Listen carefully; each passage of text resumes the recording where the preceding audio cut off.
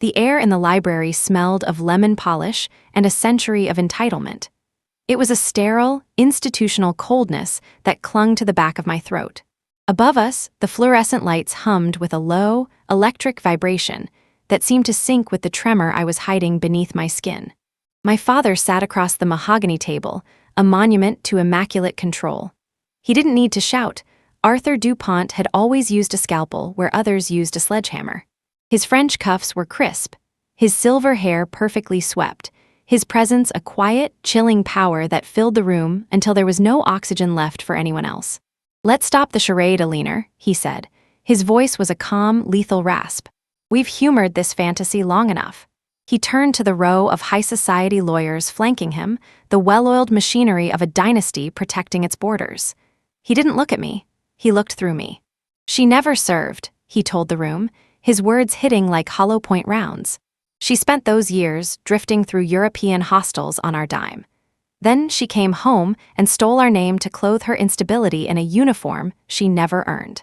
The jolt was visceral. It was the sound of a life being erased in real time. I sat in the center of that vast, opulent silence, stripped of my files and barred from my own records. I had no counsel. I had no evidence. I had only the rigid, upright posture of a major, a bearing they mistook for catatonia. The asymmetry was absolute, a lone soldier facing a firing squad of old money and manufactured truth. I felt the spring compress, the injustice coiling tight in my chest. At the head of the table, Judge Harrison Vance shifted. He had remained a statue throughout the execution, his expression a mask of judicial indifference. But as my father finished the lie, Vance's gaze drifted to me. He held my eyes for a fraction of a second longer than the law required, an unreadable, heavy stare. It wasn't pity. It was a flicker of recognition that defied everything my father had just said, a silent signal that the North Star was finally starting to align. The air in the DuPont ballroom is a lie. It is filtered, chilled to exactly 68 degrees, and heavy with the scent of Casablanca lilies, a floral sweetness so cloying it borders on the medicinal. To me, it smells like a funeral parlor. It's the smell of things being covered up. I stand near a fluted marble pillar, my spine a rigid line of steel. I am Alina DuPont, though tonight I am merely a prop in a high-stakes play. I wear a floor-length gown of obsidian silk that feels like a shroud. It cost more than the annual salary of the combat medics I led in the Helmand province, yet it offers zero protection. My hand rests at my hip, fingers twitching toward a sidearm that isn't there. Across the room, under the crushing weight of a baccarat chandelier, my father stands at the podium. Arthur DuPont is a masterpiece of silver hair and French cuffs. He is the king of this glass kingdom, and he is currently busy erasing me. My Alina has always been spirited, he says, his voice a smooth, bourbon-soaked rasp that carries to every corner of the hall. He pauses, waiting for the polite, practiced laughter of the donors and lobbyists. She went overseas on a youthful whim, a volunteer stint that proved a bit more than her constitution could handle. We are simply relieved to have her back in the safety of the family fold. I don't interrupt, I don't move. I use my soldier's stoicism, a defense mechanism forged in the dirt and cured in the sun. In the field, you don't reveal your position until you have a clear line of sight. You breathe through the pressure. 4 seconds in, 4 seconds hold, 4 seconds out. To the socialites watching me, my silence looks like a vacancy. They see a broken girl who couldn't cut it in the real world. They don't see the major.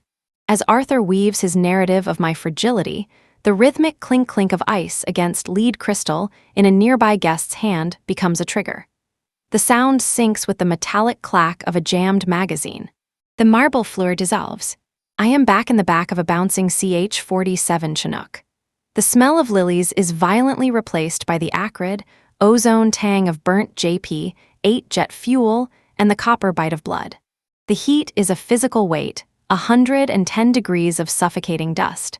I remember the weight of the medical kit, the straps digging into my traps. I remember the scream of the rotors. I remember the North Star. He was a ghost, a black-hop shadow with a hole in his chest the size of a fist. As the bird banked hard, he gripped my wrist, his blood staining the sleeve of my flight suit. His eyes were wide, pinned by shock. The North Star doesn't blink, he'd whispered through a mask of grime and agony. I remember the smell of burnt metal from a nearby IED blast. It's the same smell I catch now, a faint, ghostly whiff of ozone coming from the ballroom's massive electrical panel. My skin tremors, a micro-vibration I suppress with a clench of my jaw. She takes things so seriously, Arthur continues, his tone mockingly affectionate. Always has, but here tonight we celebrate the DuPont legacy. The heavy oak doors at the back of the hall swing open.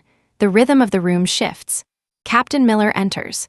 He is a Navy SEAL, Claire's fiancé, dressed in his whites. He moves with a predatory grace that doesn't belong in a room full of silk. He isn't looking for the bar. He's scanning the room, his eyes moving in tactical increments. He sees me. Miller doesn't see a fragile heiress. He stops. His gaze drops to my posture, the way I stand at a modified attention, the way my eyes never stop tracking the exits. He sees the jagged, silver line of the surgical scar on my palm, where I caught shrapnel shielding a patient. To my father's visible shock, Miller breaks the social script. He doesn't offer a polite nod. He snaps to attention. His hand comes up in a crisp, unmistakable salute that rings through the room like a shot. "Ma'am," he says. The word is an anvil dropped into a pool of glass. The silence that follows is absolute. The validation gap has just been bridged by a man who knows what a real hero looks like. I return the salute. My movement is precise, cold, and final. I don't say a word. I don't have to. The spring in my chest has reached maximum compression. My father's world has just been compromised, and for the first time since I stepped off the transport, I am the one holding the high ground. Arthur's face fractures. It's a small crack, a tightening of the eyes, a flicker of fear, but I see it. I see it because I'm a major, and I've spent my life watching for the moment the enemy realizes they've walked into an ambush. The gala continues, but the music sounds like a funeral march. I stand my ground, the obsidian silk rustling against my legs, the smell of burnt metal lingering in my nose. The North Star doesn't blink, neither do I. The ballroom was behind me, but the silence followed me like a predator. I moved through the east wing of the DuPont estate, the obsidian silk of my gown whispering against the cold marble. My heels clicked with a rhythmic, mechanical precision. Click, click, click. It sounded like a firing pin hitting an empty chamber. The house felt smaller tonight. The air was thinner. Miller's salute had introduced a lethal dose of reality into my father's curated vacuum, and I could feel the walls trying to squeeze it out. I reached the heavy oak door of my childhood room and pushed it open. I expected the smell of cedar and the dusty comfort of old West Point prep books. Instead, I was hit by the sterile, chemical scent of mothballs and industrial plastic. The room was a corpse. Arthur had scrubbed it. My desk was bare. The shelves that once held my tactical medicine certifications and my mother's old stethoscopes were now lined with his silver polo trophies. My West Point graduation photo, the one where Mom was still alive, her hand resting on my shoulder with a pride that didn't require a press release, had been replaced by a generic, high-priced landscape painting. He hadn't just ignored my service. He had attempted to delete the woman who performed it. I sat at the mahogany desk, the only thing that felt grounded in this hall of mirrors. My pulse was a steady 60. I pulled my laptop from the hidden compartment in my bag and flipped the screen. The glow was a harsh, tactical blue in the darkened room.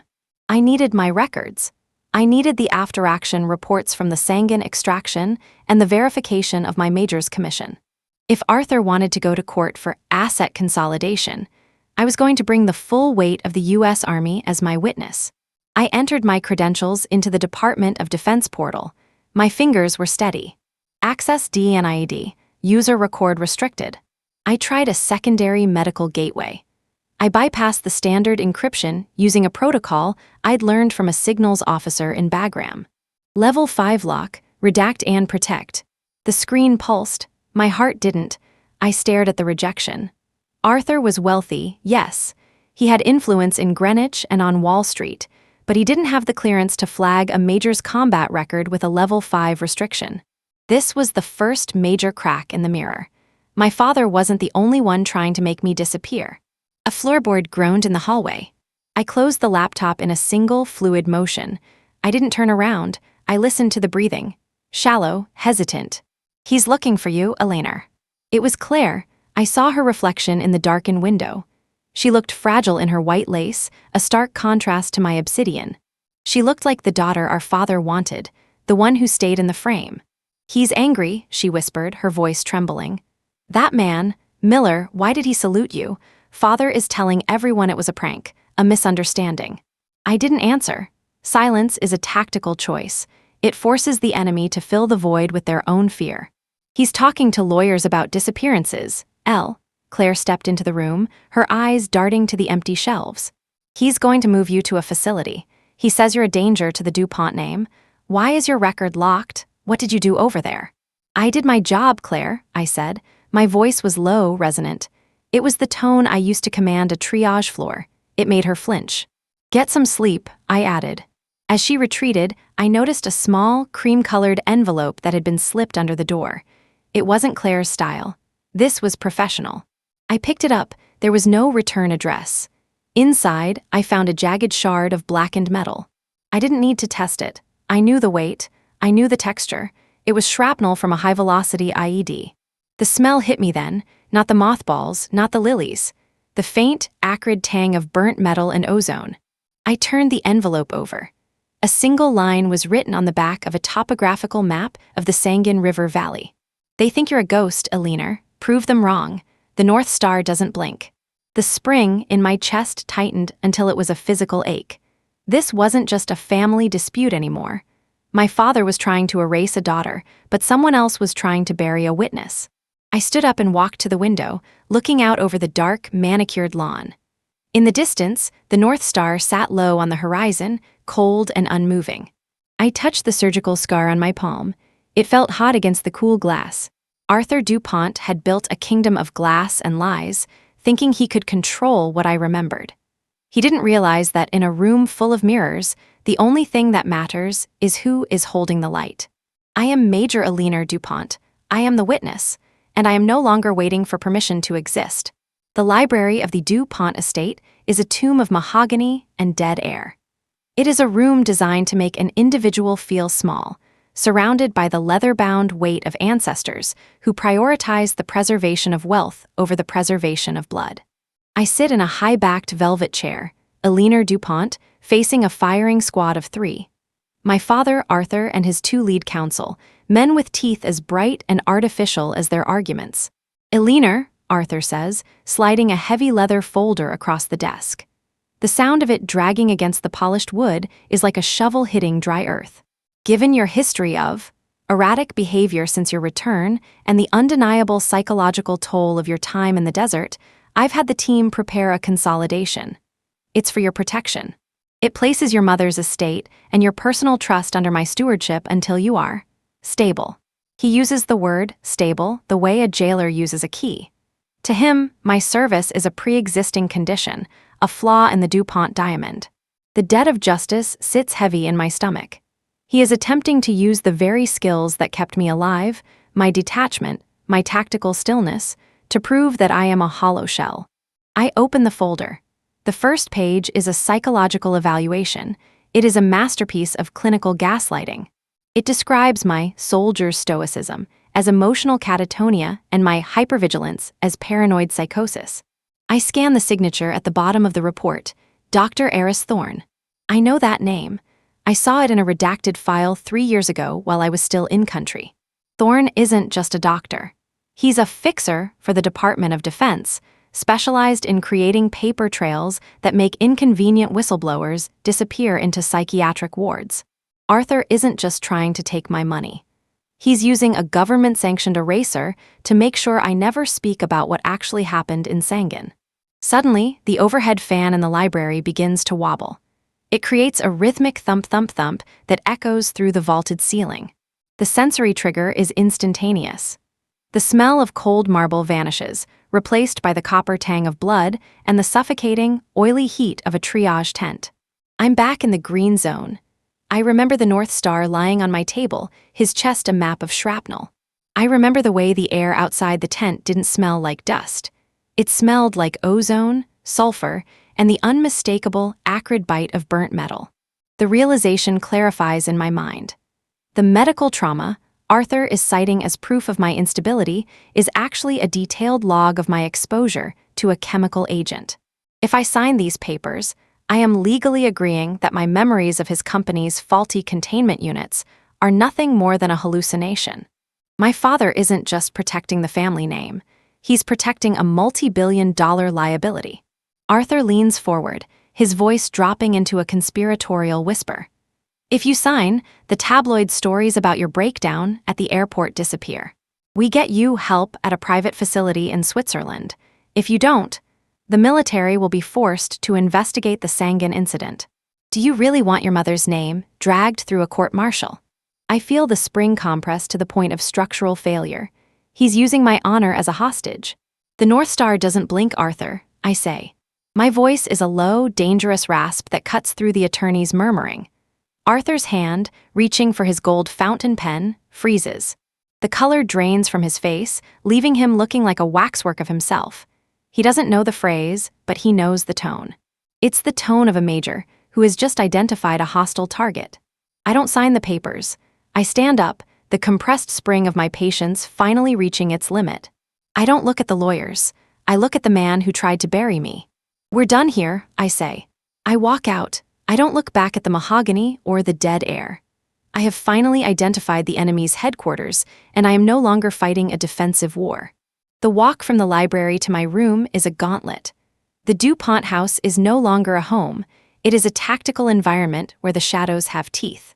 The weight of the asset consolidation folder I left on Arthur's desk feels like a live grenade I've tossed back into his lap.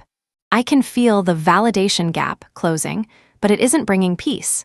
It's bringing a war that Arthur is ill-prepared to fight. I lock my door. The click of the bolt is the only sound in the hallway. I move to the floor, sitting with my back against the bed. It's a habit from the fobs, the only place in a room where you can see the window and the door at once without being an easy target. My pulse is 62 beats per minute. Steady, precise. I pull the shrapnel shard from my pocket and let the jagged edges press into the scar on my palm. This is my sensory anchor. The cold, unyielding metal is real. Arthur's world of silk and lies is the fiction.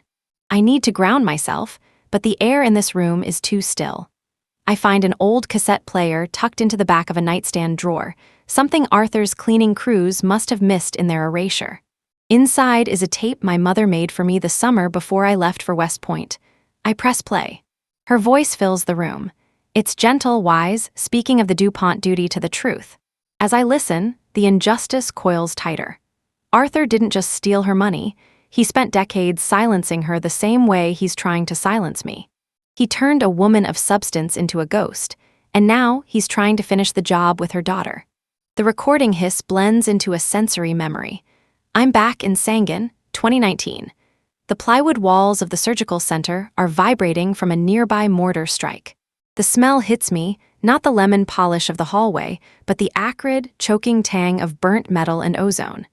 It's the smell of a containment unit failing. It's the smell of a multi-billion-dollar lie. I remember the North Star's eyes tracking the ceiling fan, the same way I track the shadow moving under my door right now. A soft knock disrupts the tape. I hit stop. Silence returns, heavy and expectant. Eleanor. It's not Claire, it's Miller. I don't answer, I wait. He doesn't wait for permission. He slips inside, his movements silent, urgent, and practiced. He leans against the doorframe, his white naval uniform a stark contrast to the dimness of the room. Major, he whispers, his jaw is tight.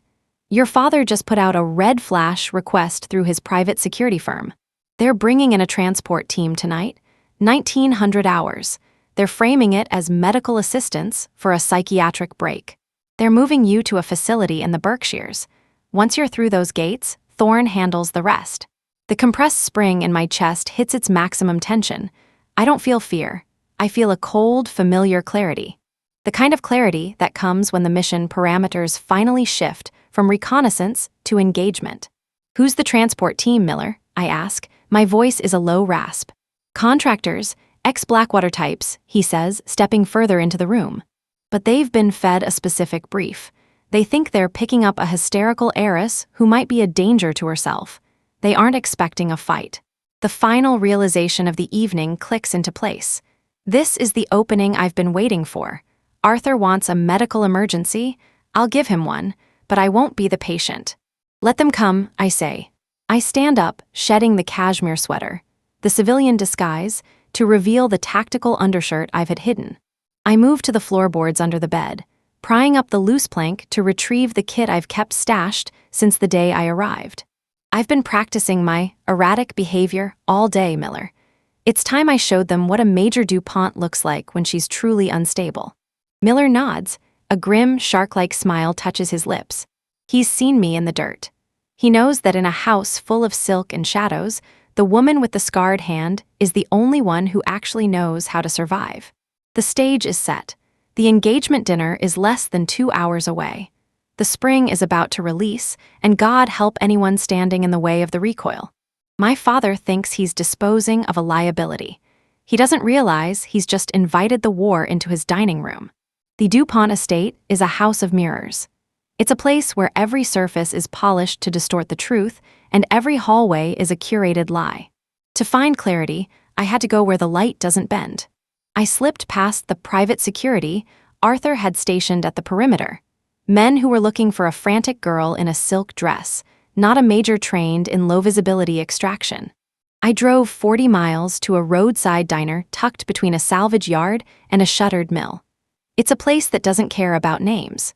The diner smells of stale grease, burnt coffee, and diesel exhaust. It's the kind of honest grime that doesn't hide behind the scent of lilies. I sat in a corner booth, my back against the wood, eyes fixed on the entrance. My pulse remained a steady 60 beats per minute. Judge Harrison Vance entered precisely at 300. He didn't look like a man who belonged in a greasy spoon. His charcoal suit was tailored for the bench, but his eyes had the 1,000-yard stare of a man who had seen the jagged edges of the world. My father thinks Vance is his final move, the ultimate legal authority who will sign the papers to strip me of my agency. Major DuPont, he said, sliding into the booth.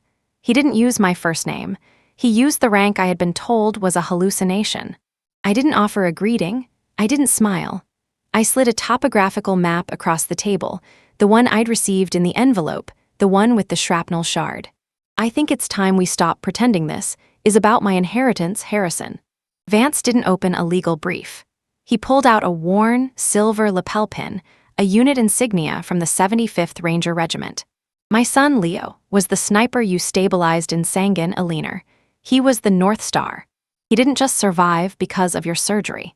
He survived because you refused to let the green zone containment failure be buried in the desert. The sensory trigger hit me then.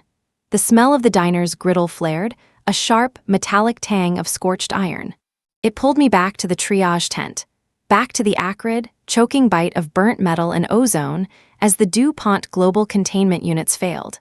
My hand on the table trembled, a micro-movement I killed instantly. Your father's company wasn't just shipping supplies. Vance leaned in, his voice a low, gravelly rasp. They were the primary contractors for the neurostabilizer agent. The instability Arthur is citing in your medical records. It's the exact symptom profile of the men who were exposed. He isn't trying to help you, Aliner. He's trying to categorize your eyewitness testimony as a symptom of a mental breakdown. The validation gap bridged in an instant. This wasn't a family dispute. It was a cover-up. Arthur wasn't a patriarch. He was a liability manager. Vance wasn't here to judge me. He was my handler. The North Star doesn't blink, I whispered. No, Vance agreed. He slid a flash drive across the table. It was cold against my palm. And neither do we. Inside is the raw manifest from the Sangin shipment. Arthur has been embezzling from the DoD for a decade to cover the losses of the failed units. Tomorrow night, at the engagement dinner, he's going to announce your voluntary commitment to Dr. Thorne's facility. He thinks he's closing the book. Vance stood up. His gaze held mine for a second longer than necessary, the same look he gave me in the library. We're going to help him write the final chapter. I watched him walk out. I didn't touch my coffee. I didn't move until the taillights of his car vanished into the mist. I had the manifests, I had the connection, I had the target. I drove back to the estate in the pre-dawn gray. I sat in my room, the flash drive hidden in my palm. The spring in my chest was coiling tighter, but the tension was different now. It wasn't the pressure of a victim. It was the tension of a predator waiting for the wind to shift. Arthur thinks he's disposing of a daughter. He doesn't realize he's invited the investigation into his own dining room, and I'm the one holding the door open. The compressed spring reached its maximum tension the following morning. I returned to the estate before sunrise, but the house had already changed. The private security Arthur had hired, men with thick necks and earpieces, had been doubled. They didn't look at me like a resident. They looked at me like a high-value asset in a hostile zone. I was under house arrest. Arthur didn't wait for the engagement dinner to pull the pin. At noon, the validation gap was broadcast to the world. I sat in my room, the door locked from the outside, watching the digital feed on a tablet someone had kindly left for me. The tabloid exclusive was everywhere. A video of me at the airport, barely 3 days after my return. In the footage, I look manic. Sweating, hair disheveled, my hands covered in dark, viscous fluid as I grapple with a man on the floor. The headline was a tactical strike. War-torn heiress, Eleanor DuPont's violent breakdown caught on camera. The comments section was a firing squad. Tragic, she's a danger to herself. Arthur is a saint for dealing with this. I watched the loop. I didn't cry. I didn't scream. I watched with the cold, analytical eye of a strategist. The video was a masterful deepfake edit. I knew exactly what that moment had been. I wasn't having a breakdown. I was performing an emergency field tracheotomy on a veteran who had collapsed from a pulmonary embolism near baggage claim. The dark fluid was blood I was clearing from a blocked airway with a makeshift tube. But Arthur's media team had digitally scrubbed the veteran from the frame. They had turned a life-saving act into a phantom assault. The sensory trigger hit as I stared at the screen. The high-pitched whine of the tablet's processor mimicked the sound of the portable suction units we used in the field. Suddenly, the sterile smell of my bedroom was gone. It was replaced by the acrid, choking tang of burnt metal and ozone. The triage tent in Sangan. The smell of the failed DuPont containment units. My father wasn't just erasing my rank. He was using the symptoms of the chemical exposure he caused to validate his claim of my insanity. The door clicked. Arthur entered. He didn't knock, he never does. He held his own tablet, the video playing on a loop. He looked at me with a sickening mimicry of grief. You see, Eleanor? The world sees what I see. You're not fit for the DuPont name. You're a liability to yourself. I didn't answer. I sat on the edge of the bed, my hands folded in my lap, my breathing rhythmic and shallow. I was a major in a cage, and he was a man who thought glass walls were armor. The transport team arrives at 1900, he said, his voice flat and final. You'll be sedated for the drive. It's for your own good. We're going to get you the help you so clearly need. Is that what the video shows, Arthur? I asked. My voice was a low rasp, devoid of the hysteria he was fishing for. He flinched just a fraction. He didn't like the clarity in my eyes. It shows a girl who belongs in a quiet room with padded walls, he snapped. He left the heavy oak door clicking shut, locked. I waited until his footsteps faded. Then I pulled the flash drive Vance had given me from the hollowed-out heel of my boot. It didn't just contain financial manifests. It contained the raw, unedited CCTV footage from the airport terminal, the footage that showed the veteran, the life I saved, and the clear-headed officer who did it. Arthur had spent decades building a kingdom of mirrors, thinking he could control what the world saw. He didn't realize that in a room full of reflections, the only thing that matters is the source of the light. I began to prep. I shed the civilian clothes. I pulled my tactical kit from the floorboards. No silk tonight, no lilies, just the truth and the training to make sure it landed with lethal force. The spring was fully compressed. At 1900, the engagement dinner would begin. Arthur would stand before his peers and try to bury his daughter. He didn't know he was actually digging a grave for his own legacy. I am Major Eleanor DuPont, and I have just finished my reconnaissance. Tonight, I move to intercept. The Grand Solarium is a cage of light. It is a masterpiece of steel and reinforced glass, designed to offer a panoramic view of the manicured DuPont gardens while keeping the grit of the real world at bay. Tonight, the air is thick. It carries the cloying, heavy scent of 5,000 white roses and the low, predatory hum of elite conversation. This is Arthur DuPont's ultimate theater. He has invited every major stakeholder in his empire to witness the final consolidation of his power. I sit at the long, linen-draped table, Eleanor DuPont, a silent figure in obsidian silk.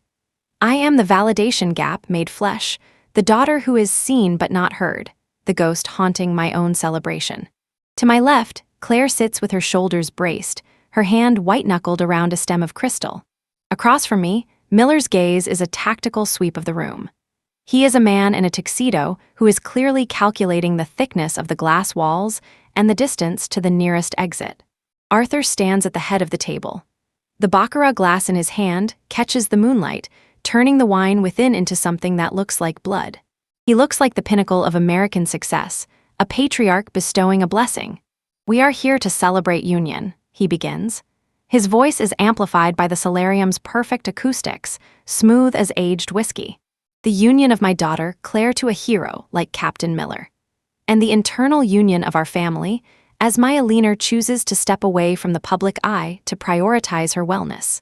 He gestures toward the massive, high-definition monitors lining the solarium walls. They are supposed to show a curated montage of family values, carefully edited photos of me as a child, meant to make my current instability seem all the more tragic by comparison. This is the moment. The compressed spring has reached its breaking point. Arthur clicks a remote, expecting a golden-filtered image of a childhood picnic. The twist, the screen flickers. It doesn't show a picnic. It erupts into the raw, grainy, high-contrast green of a helmet camera. The audio is a violent intrusion into the solarium's peace. The deafening, rhythmic whir of a medevac chopper. The staccato popping of distant small arms fire. On the screen, a woman in a dirt-stained flight suit, face unrecognizable behind a visor, but bearing the unmistakable jagged scar on her right palm, is barking orders over the chaos. "Get the clamps, he's hemorrhaging, move," the voice on the screen screams. It is my voice. It is a voice that carries the resonance of a major, not the fragility of a debutante. The sensory trigger hits as a nearby serving station heater flares. The smell of scorched iron reaches me. Suddenly, the roses are gone. I am back in the triage tent. I am breathing in the acrid, choking tang of burnt metal and ozone as the DuPont global containment units fail in the background of the video. The solarium falls into a silence, so absolute it feels like a vacuum. Arthur's hand trembles. The remote clicks uselessly as the video cuts to the North Star mission. The camera pans over the leaking containment units, the DuPont Global Logistics logo clear and undeniable against the desert sand. I stand up. The movement is slow, deliberate, and carries the lethal grace of a soldier who has finally cleared her line of sight. I don't look at the donors. I don't look at the lawyers. I look at Arthur. "The North Star doesn't blink, Arthur," I say. My voice isn't loud, but it projects to the back of the hall with a precision that makes the crystal on the table vibrate. "But your shadow players did." The room doesn't just watch the screen, they watch the woman. The validation gap is bridging in real time. The guests see the video of a commander saving lives in a chemical wasteland, and then they look at the man who tried to call her a drifter. Arthur's face doesn't just fracture, it dissolves. He looks at the screens, then at me, then at Judge Vance, who has stood up at the back of the room. Vance isn't holding a wine glass. He's holding a secure mobile device, and he's nodding to someone on the other end. The mission has shifted, the reconnaissance is over, the engagement has begun. Arthur DuPont thought he was hosting a dinner. He doesn't realize he's just provided the venue for his own deposition. I don't say another word, I don't have to. The truth is playing on a loop in 4K, and for the first time in 20 years, the DuPont name is exactly what it is, a liability. The solarium is no longer a ballroom. It is a crime scene. The elite guests, sensing the shift in the wind, begin to retreat with the frantic efficiency of rats fleeing a flooded hull. Silk dresses rustle as they move toward the exits, eyes averted from the flickering screens. The validation gap hasn't just been bridged, it has been vaporized by the force of unedited reality. Only the DuPonts remain. We stand amidst the wreckage of a 5-figure dinner, the smell of 5,000 white roses now competing with the sharp, phantom tang of burnt metal that still clings to my memory. Arthur is slumped at the head of the table. He looks smaller. The artificial golden light of the chandeliers reflects off the cold sweat on his brow, making him look like a waxwork melting under pressure. The monitors behind him have shifted. They are no longer playing my helmet cam. They are scrolling through the raw financial ledgers Vance provided, the offshore accounts, the embezzled DoD funds, the paper trail of the chemical leak. You think this is a victory? Arthur rasps. His voice is a jagged shadow of its former velvet. He doesn't look at the screens. He looks at me, his eyes wide and bloodshot. You've destroyed the name, Aliner. You've burned the house down to kill a spider. I don't answer immediately. I let the silence do the work. I lean over the table, my obsidian silk sleeves brushing against the fine china.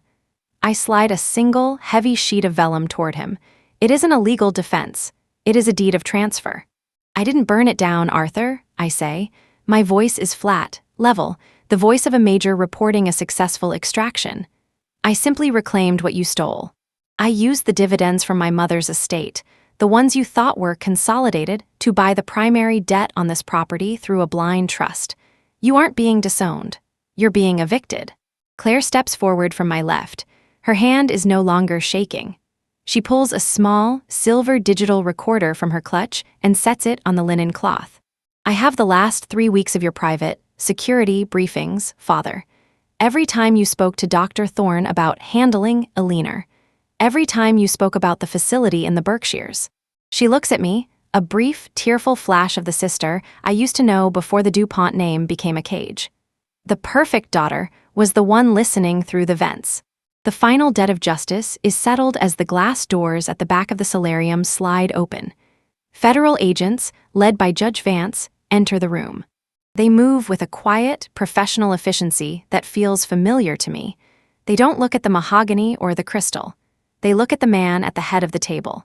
Arthur looks at Vance, then at the agents, then back at me. He looks for a crack in my stoicism. He looks for a daughter who will offer him mercy. He finds only the major. 48 hours later, the DuPont estate is quiet. The lilies have been removed, and the air finally smells of the damp, honest earth of the Connecticut coast. I stand on the edge of the private airfield, the morning sun rising cold and white over the trees. I am back in my fatigues. The fabric is stiff, rough, and honest against my skin.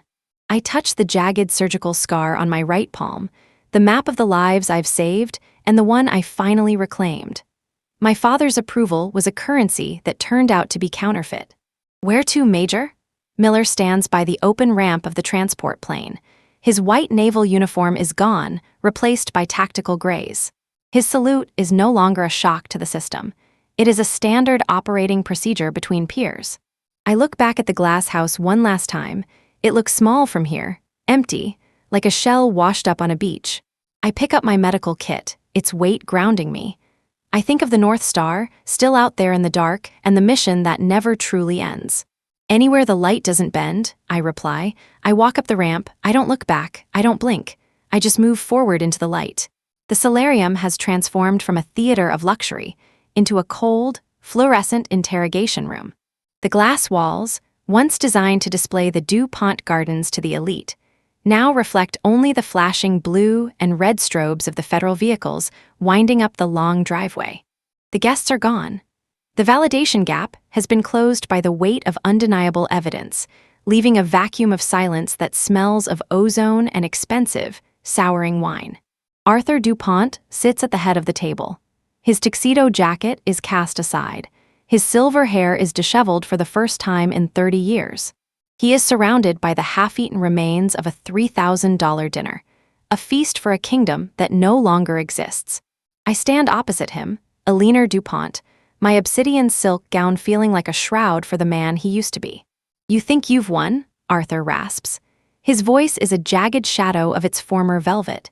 He stares at the monitors, which are now scrolling through the raw financial ledgers Vance provided. You've burned the DuPont name to the ground, Aliner. You've destroyed the only thing that gave you value. I don't answer immediately. I let the silence do the heavy lifting. I watch the way his hands shake as he reaches for a glass of water he doesn't drink. The DuPont name didn't give me value, Arthur, I reply. My voice is flat, level. It drops into that chest-resonant tone of command I used when the world was falling apart in Sangan. The sensory trigger hits as the cooling fans of the high-def monitors kick into high gear. The faint, electric whine mimics the sound of the portable suction units from the field. Suddenly, the smell of 5,000 roses is gone. I am back in the triage tent. I am breathing in the acrid, choking tang of burnt metal and ozone as the DuPont global containment units failed. The memory doesn't break me this time, it grounds me. I slide a final set of papers across the linen tablecloth. They aren't legal defense files. They are the eviction notices for every DuPont global facility, including this house. You aren't being disowned, you're being removed. Claire steps forward from the shadows near the solarium doors. She isn't the perfect daughter anymore. She holds a silver digital recorder, her grip white-knuckled but steady. I have the last 3 weeks of your private, security briefings, Father. I heard everything. She looks at me, her eyes clear for the first time in a decade. The golden child and the ghost have dismantled the king. The debt of justice is settled as Judge Vance enters the room. He doesn't look at the mahogany or the crystal. He looks at the man at the head of the table and then at the major standing before him. Arthur DuPont, Vance says, his voice a gravelly gavel, you are under arrest for treason, embezzlement, and the attempted kidnapping of a federal officer. As the agents lead Arthur out, he looks small. He looks fragile. The narrative he tried to force onto me has finally settled on him, fitting like a second skin. I don't look away. I watch until the last of his silver hair disappears through the glass doors. The spring has released. The debt is paid. The silence that remains isn't a weapon anymore. It's just peace.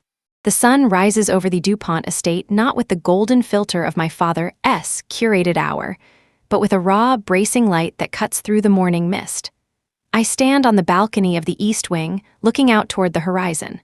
The house is quiet now, no lilies, no socialites, no lies. I am a leaner DuPont. I am dressed in my fatigues. The fabric is stiff, rough, and honest against my skin. The validation gap is gone, replaced by a bridge of cold, hard facts. My phone buzzes on the stone railing. It is a notification from the Department of Defense. User record unlocked. Status, active duty. Rank, major. The final piece of the mystery clicks into place. My file wasn't locked by an enemy. It was a dead man's switch placed by the North Star himself, Leo Vance. He had locked my record to ensure that if my father ever tried to use it against me, the system would flag the tampering and alert the judge. Leo wasn't just the man I saved. He was the man who had been protecting my identity from the shadows since the day we left Sangan. Down on the lawn, Captain Miller and Claire walk toward the airfield. Miller looks up. He doesn't say a word, but he offers a crisp, informal salute, a greeting between peers who have survived the same war. Claire offers a small wave, her face tired but clear. The sisterhood is beginning to heal in the wreckage of the dynasty.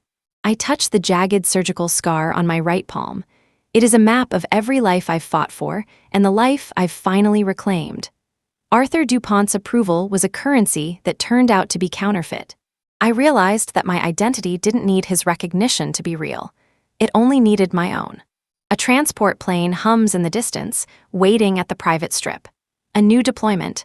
A new chance to be the woman who doesn't blink when the world gets dark. As I turn to leave, a static spark from the door handle catches me. For a split second, the smell returns, not the lemon polish of the house, but the acrid, phantom tang of burnt metal and ozone. The triage tent, the failed units. The debt is paid, but the memories remain. They don't haunt me anymore, they remind me of what I am capable of. I pick up my medical kit, its weight familiar and grounding. I look toward the North Star, still faintly visible in the pale morning sky before the sun swallows it. The North Star doesn't blink, I whisper to the empty room. I don't look back at the glass house as I walk toward the stairs. I don't look back at the ghost I used to be, I just move forward.